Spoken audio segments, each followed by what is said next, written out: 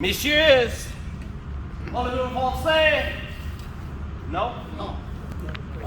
Then I'll speak English, which is my second language, since by the age of 12 I learned to speak English fluently at a French boarding school in New York, and I learned to speak so well I could speak without a French accent, so I can get away with that. But tonight I am portraying General Beauregard. Some people call him PGT Beauregard, but he would drop his first name, Pierre, because he wanted to be more Americanized. At that time, just before he went into the military academy, he wanted to be accepted in American society at that time. So, without further ado, General Beauregard.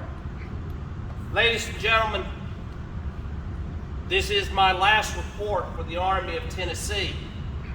We've just received word several weeks earlier that General Lee had surrendered at Appomattox.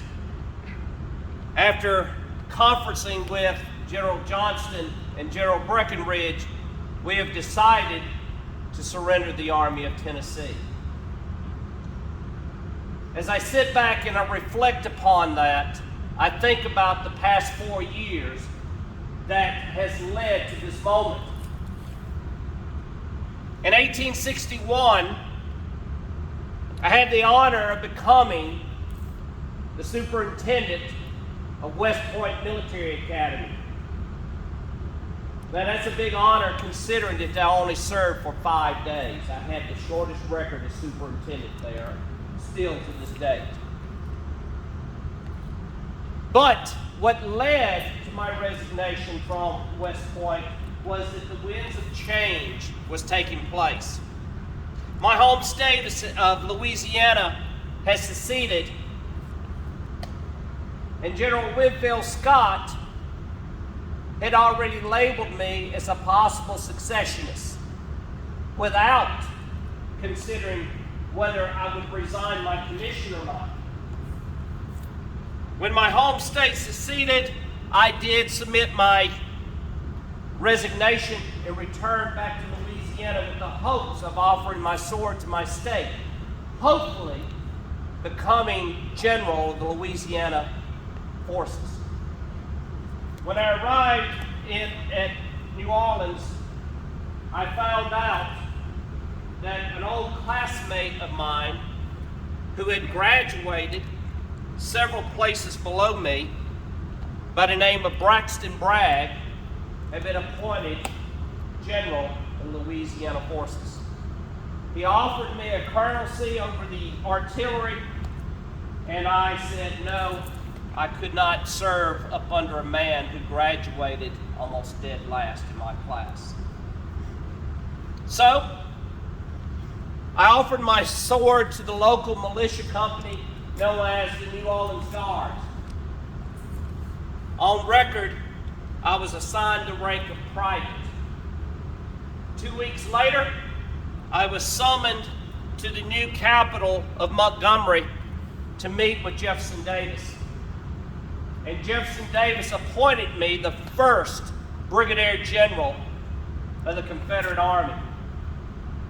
As soon as I received my appointment, I was ordered to go to Charleston, South Carolina, to oversee the situation there with Fort Sumter. I surmised the situation, I used my engineering skills, and I decided to surround the harbor with a ring of fire. Cannons were summoned from all over the South, pointed at Fort Sumter. It was then that I found out that the commander at Fort Sumter was my old teacher of artillery, Major Robert Anderson. I sent word to my old teacher and I asked him to surrender the fort and that his men could march out with their arms, they could lower their flag and give a 21-gun salute. But Major Anderson said that he had no orders to give up the fort and that if not resupplied in just a matter of days, he would be forced to surrender. On April the 12th, word had reached my office that a federal naval fleet was just outside the bar of Charleston. They were attempting to cross to resupply the fort. And I realized this could not happen, because if the fort is resupplied, they can hold out indefinitely. And how could this new country of ours, known as the Confederate States of America, ever be recognized while we have a foreign force within our boundaries? So at 4:30 that morning, I ordered the firing on the fort. And for the next 48 hours, shots rang around the harbor against the fort. On April the 14th, Anderson surrendered. And true to my word, I told him that his men could march out with their weapons. They would be given safe passage back home. They could lower their flag and fire a 21-gun salute. Somewhere in the middle of that 21-gun salute, one of the guns exploded, killing one of the federal artillerymen. What started off as a bloodless battle is now an omen of the hundreds of thousands of young men who will lay down their lives. After Sumter was summoned to Richmond, the new capital in Virginia, and Jefferson Davis ordered me to go to the Manassas line, where it was expected that Virginia was about to be invaded. There at Manassas, I gathered my forces.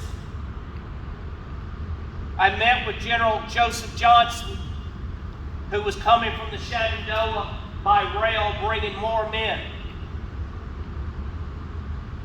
I found out that my old classmate, Irwin McDowell, was moving south toward Manassas to meet me.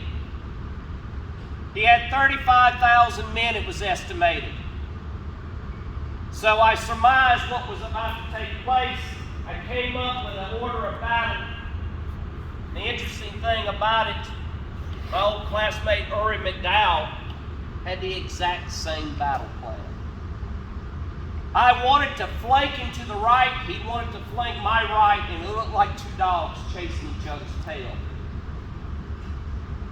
But when the battle was over with, because of one of my lieutenants by the name of Thomas J. Jackson, who won the day for us, we won victory. And we sent the federal forces running back to Washington. Jefferson Davis came out on the field, and I reported to him and said, "Sir, we need to move on Washington now. If we take Washington now, this war will be over with before it even gets good and started." It was then that I realized that my problems with the president would begin. Because Jefferson Davis told me, he says, "No, sir, we need time to mourn our dead. Surely those people will see that our cause is just, and they will not attempt to invade us again." I told the president after I heard this, I was very disturbed. I said, "Mr. President, if we do not take Washington before December, we will never take Washington."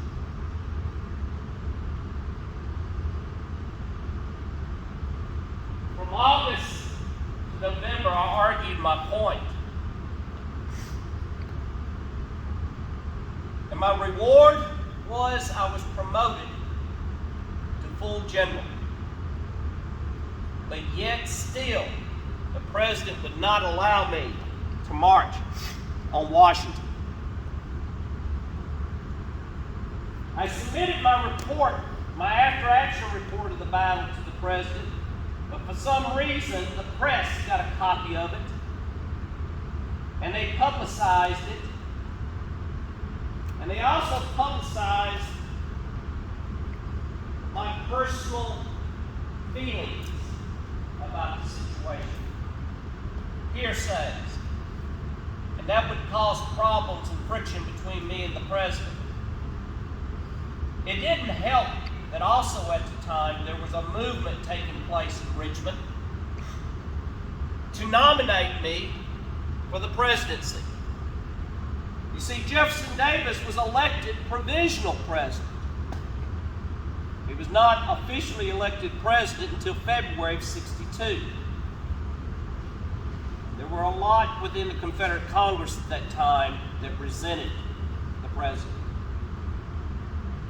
I had no taste for politics, and once Jefferson Davis found out that I potentially could be an adversary for the presidency, Jefferson Davis decided it was time I go west. And I decided, yes, it's time I go west. I wanted to get away from the politics, and he reassigned me to the Army under command of Albert Sidney Johnston. Johnston thought I was coming to replace him. And I assured General Johnston that I was happy to be his second in command. And I would be loyal to his position as the commanding general. He asked my personal opinion about the defenses in the West. I looked the Army over from the Appalachians to the Mississippi River. And I said, General Johnston, there's no way this Army can defend 650 miles. We must consolidate the Army. We must consolidate because as it stands now, the Federals could attack us anywhere. And they could take us apart piecemeal.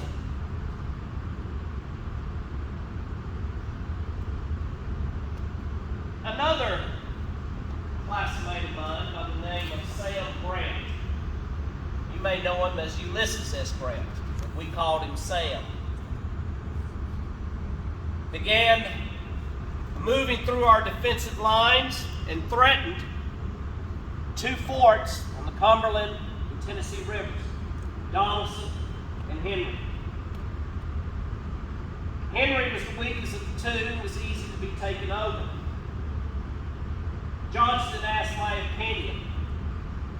Should we go relieve the fort? I said we must send the entire army. If we can stop them there, it would open the doors to invade the western part of the United States. We could move on to Cincinnati, Indianapolis, Chicago, or better yet, Cairo, where the Federal supplies were. Johnston instead decided to only send 17,000 men. And a few days later, Donelson fell. That opened the Tennessee River all the way past Muscle Shoals, all the way down to Tuscumbia, and the Federal Navy realized that the South was a hollow shell. Johnson asked me what we should do. I says, go back to what I originally said, consolidate the army. He says, where? Corinth. So I began using my name, my reputation, to build him an army. Johnson was trying to withdraw whatever supplies he could get out of Nashville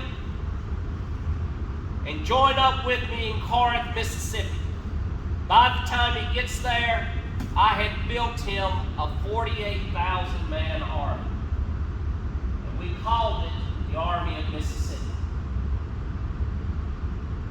To show his appreciation, Johnson asked me to come up with a plan to attack the Federals. My plan was to attack the Federals at a place known as Pittsburgh Landing. Some of you may know it as Shiloh. The objective separate Sam Grant from the Tennessee River, cut off his line of communication supply, and separate him from being reinforced, and then push him up against the Owl Creek, where his army would be bogged down and they would have to surrender. Johnson agreed. I created the marching orders, and we set out on April the 1st. What should have took us only 2 days took us almost 5 days. The roads were muddy, storms hit us, it snowed, the men ran out of rations, they were only ordered to have 3 days' worth, and on top of that, these were green men, and they were shooting as they were marching. Surely the Federals know we're coming. The night before, I tried to convince Johnson to pull back. The element of surprise has been lost. And he said, "No, sir. Your plan is sound, and I would fight them even if it was 1,000,000. We will attack at dawn. Then we will water our horses in the Tennessee River the next night." At 4:30 in the morning on April the 6th, the attack began. Johnson ordered me to stay behind the lines to direct troops where they were needed, while Johnson was out front acting like a regimental commander and not an army commander. He was leading men by brigades and regiments into attack, and he should have been behind the lines directing the army. By that afternoon on April the 6th, I received word that Johnson was dead. I found myself in command of the army now. I began to gather what intel there were. Is Grant being reinforced? Will he be reinforced? Cavalry who had been screaming Buell's Army of the Ohio had reported that Buell was 3 days away. So I pressed on with the attack.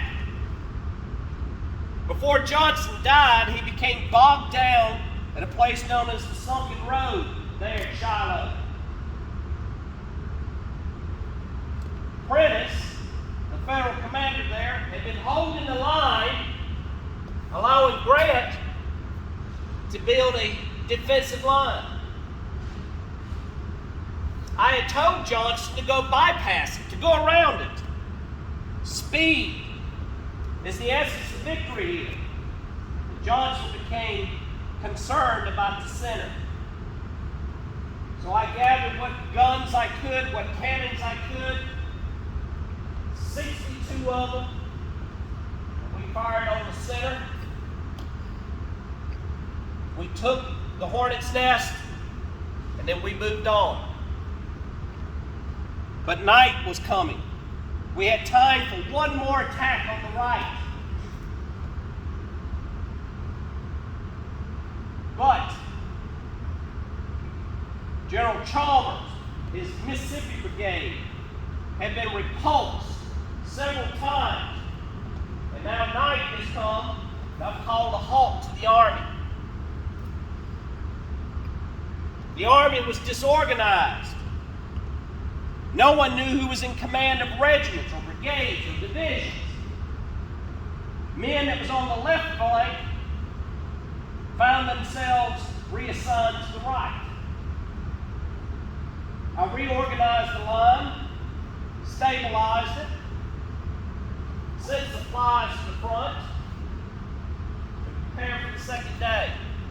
And I sent a telegram to the president that victory is at hand. All we've got to do is one more big push. Men were tired that night. There was no way we could have a night battle. Come morning, came out. Buell was here. The last report I got, he was 3 days away. And now he's here. And he pushed us back, slowly but surely. My lieutenants would come to the general, we need to retreat. I did not want to surrender the field. But by afternoon, I realized we could not hold the field. I called for an orderly withdrawal back to Corinth. We fell back. You've seen them boys. They fell back as orderly as possible, without complaint. Many of them wanted to go back and charge again. I decided to fall back to the defenses of Corinth and allow Grant to throw his army upon my defenses. Once I got back within the confines of the defenses of Corinth, I began to rebuild the army again.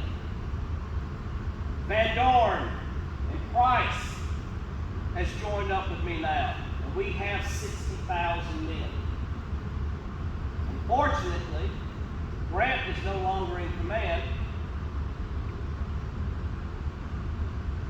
The army there, the federal army, is now 100,000 men.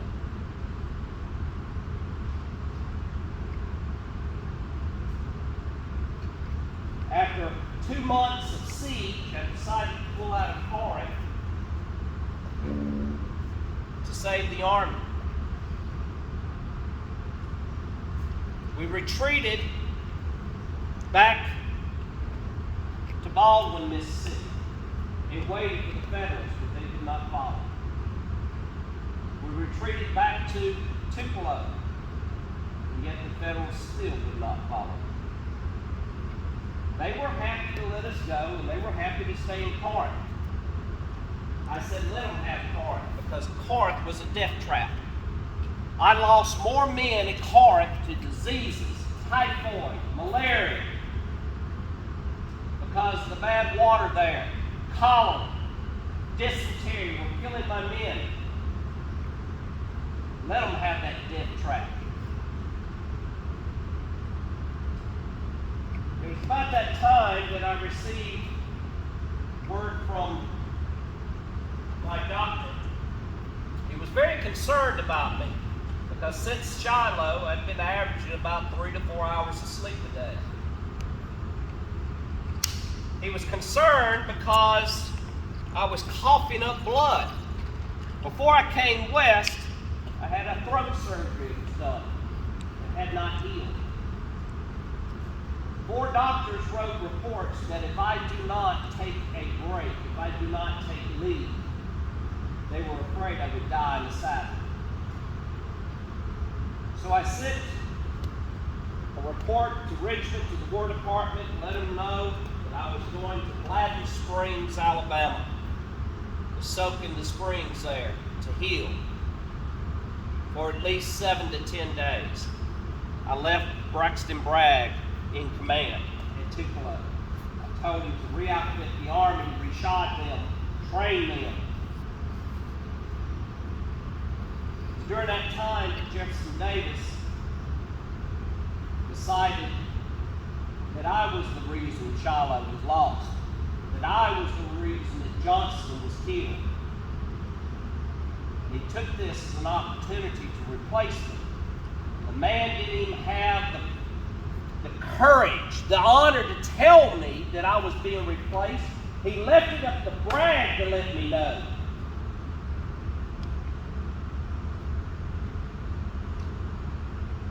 And who will take over my department? A man by the name of John Pemberton. And from June to October of '62, I rode throughout the department with Pemberton, showing him around, getting him familiar with his new command, and I would be transferred to Charleston. That's where I started. And I said to myself, if the president wants to exile me in Charleston, then I'll make the best of it, and I will make Charleston the most impregnable city in the world. Charleston, I fortified it from October of 62 till March of 64. We held. We fought back. We won victory after victory after victory. I used all the latest scientific equipment that I could use. Submarines, such as the Hunter. Steam-powered torpedo boats, like the Davies.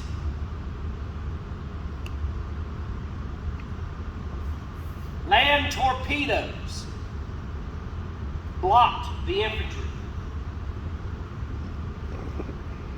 And then in March of 1864, I was ordered by the president to go to Petersburg.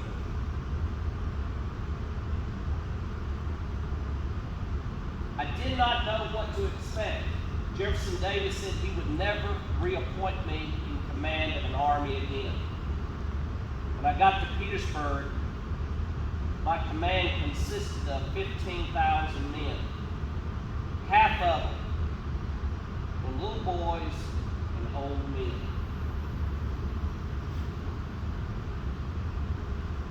I redid the defenses at Petersburg.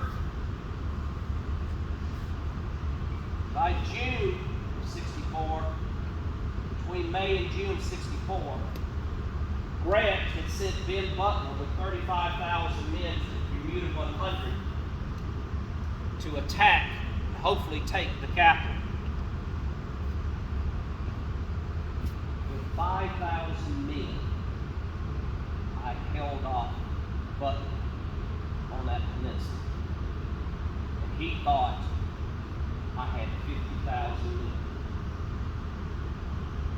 And all I had was boys and old men. I held the line long enough for Robert E. Lee to come into the Army of Northern Virginia to reoccupy the defenses. The defenses have been redone, restructured, good interior lines. And Lee thanked me, and he urged on my behalf for Jefferson Davis to put me back in command of the Army of Tennessee. Bragg was replaced with Joseph E. Johnson.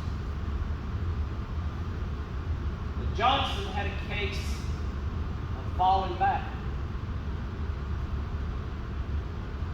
Outside of Atlanta, things were not going well, and Lee urged the president to put Beauregard in command.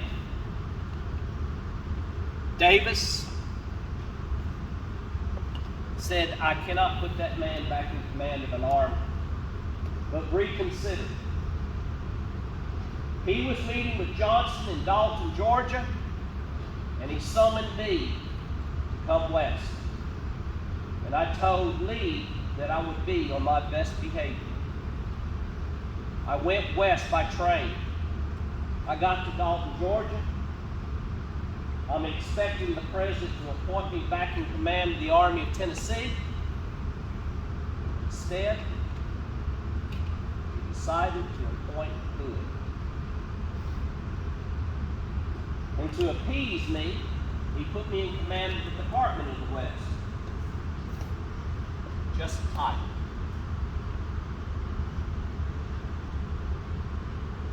Hood had decided that the best way to draw Sherman out of Georgia was to threaten the capital, Nashville, and he would begin his Franklin-Nashville campaign. I tried to convince Hood, don't do it. Give me time to build an army, and we will trap Sherman between both our armies. But I'm just a department commander, not in command of his army. And he went north.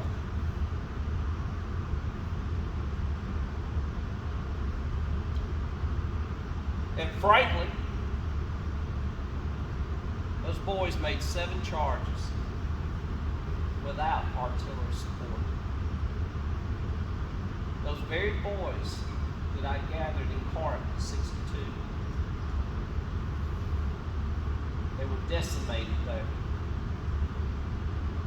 After Nashville, they were chased out of Tennessee. They retreated all the way back to in December of 64. In January of 65, I was finally reappointed in command of the Army of Tennessee. What was left of it? Less than 18,000 effectives. They were re-outfitted, rearmed, reshot. Then I got orders to go to the Carolinas with 18,000 men to stop Sherman. Sherman's army had 60,000 men. I did the best I could. Finally, I did receive reinforcements from Johnston, just outside of Bentonville, North Carolina. And we came up with a plan to stop Sherman. When we struck, we hit him hard. Sherman was stopped dead in his tracks. That was March of 65. Too little, too late. Just a few weeks later, Lee surrenders. Now, my boys, what's left of them, stacking their arms. Bentonville surrendered.